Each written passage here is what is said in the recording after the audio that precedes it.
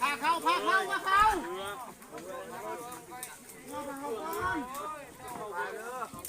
ด้ไปจ้ามาเข้าเด้อมาเข้าก่อนจะถูกพาเข้า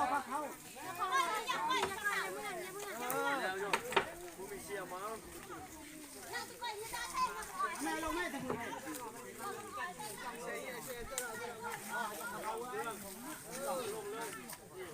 ย่องไว้ก่อน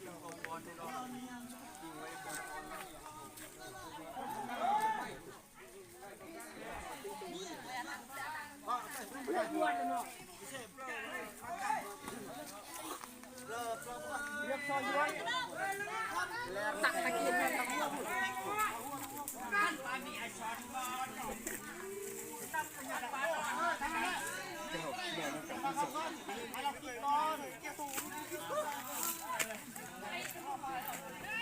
โอ้ยไอ้โอ้ยจอดับลงอันนอก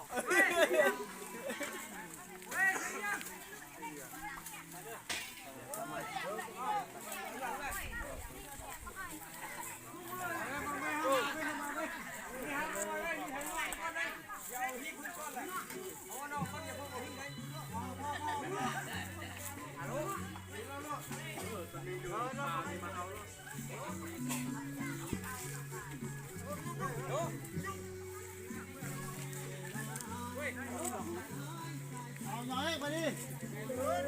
พอซอยเราเนี่ยพอซอยกันกันไป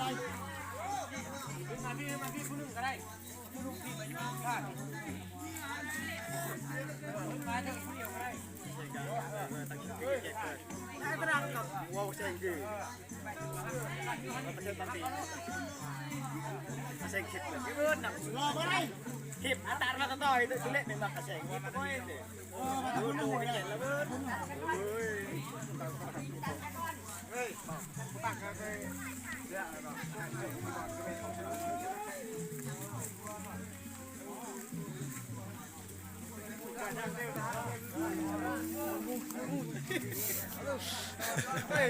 Gidiyordu. Umut sağlam.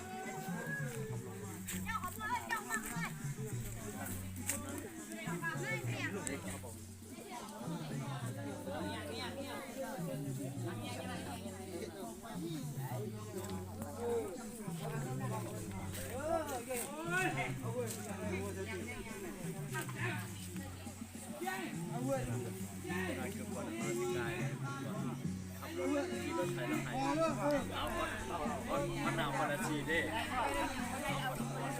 หายเปิดจะเจ็บท้อง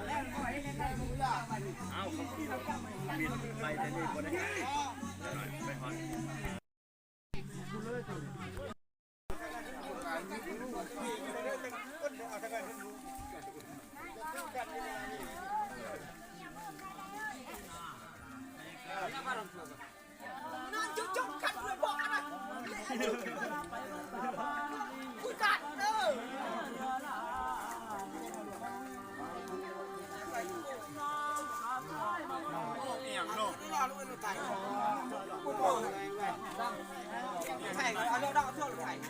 รถไทย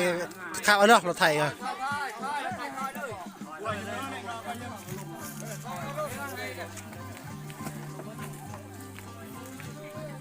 เนี่ยปลาเปียกก็ดึงได้ก็จังหวะ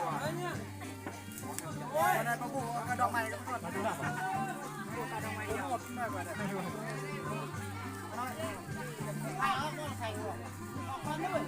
ออกไปทุกคนเลย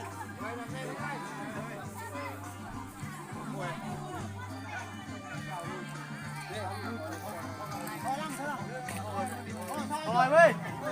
พอกันตีรถมาก็ถอยรถถอยรถถอยรถถอยรถถอยรถถอยล่างถอยล่างถอยรถ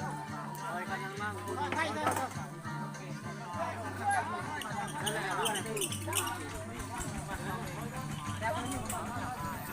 เอาน้ำมูลด้วยโอ้ขโมยไปเลยชอบต้มเลยทำฉันเลยดิเราสิงดอกดูไปดูเยอะเราสิงดอกมาเถอะดูอยู่เนอะ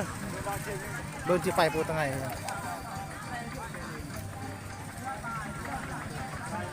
ก็พูดเราก็สตบเราบางยาวบางเย็นยุ่งเหรอโมก็ยังไงเราแสดงขึ้นเยอะแสดงไหมแสดงใครไม่ไปไหนแสดงทัพโพดแบบเกินทัพโพด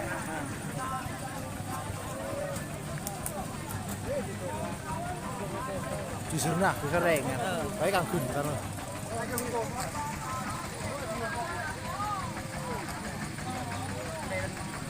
ไหนกำปีกจะโผล่มาก่อนไม่ได้เรืออะไรมาสุกเอาอย่าตีให้เขาโตเดี๋ยวเลยยิ่งจับถูกหนังก้อยบ้านอดชัวร์ป่ะฮะกระโดดอดน้อง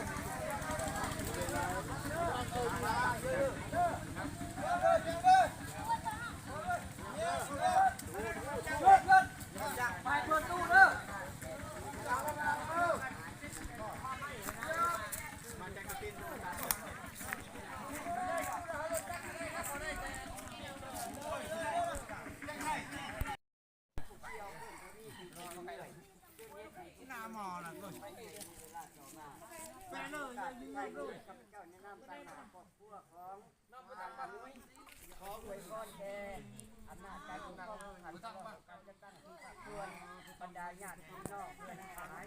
นะจงนี้แจกความสุขกายสบายใจการงานของประการขอขอบใจ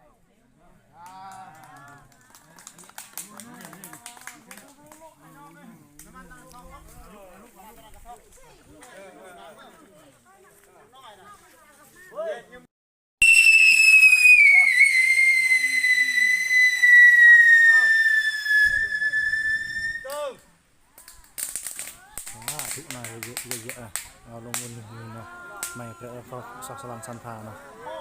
สาธุเนาะเขาก็มองเราไปอยู่ดีมีแห้งเนาะมันมาอยู่นำมาบางมองเลย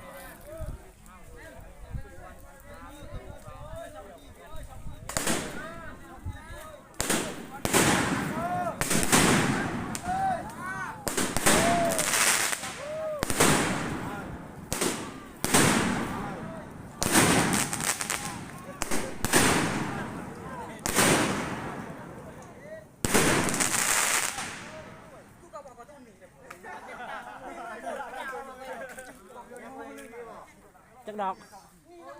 เก้าดอกใหญ่ยังโมเห็นบางทีมันฟิวมันเทิงฟิวคือมึงนี่นะไฟมันแตกนะกระบังอาลัว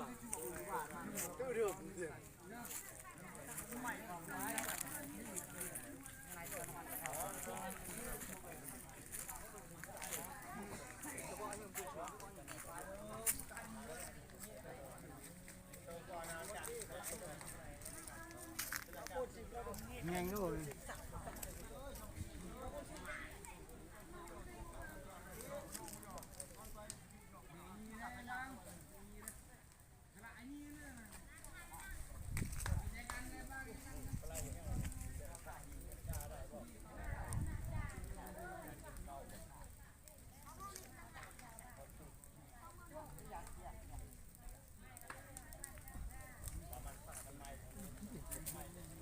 นน่ะดิเลยมาบนจะดูนยืนตาปลายไม้กระสันกล้วย น้ำปลากับเดือนปลาคือบอก กล้วยสรีเหรอโอ้สองทงเจ้าหันขาดแล้ว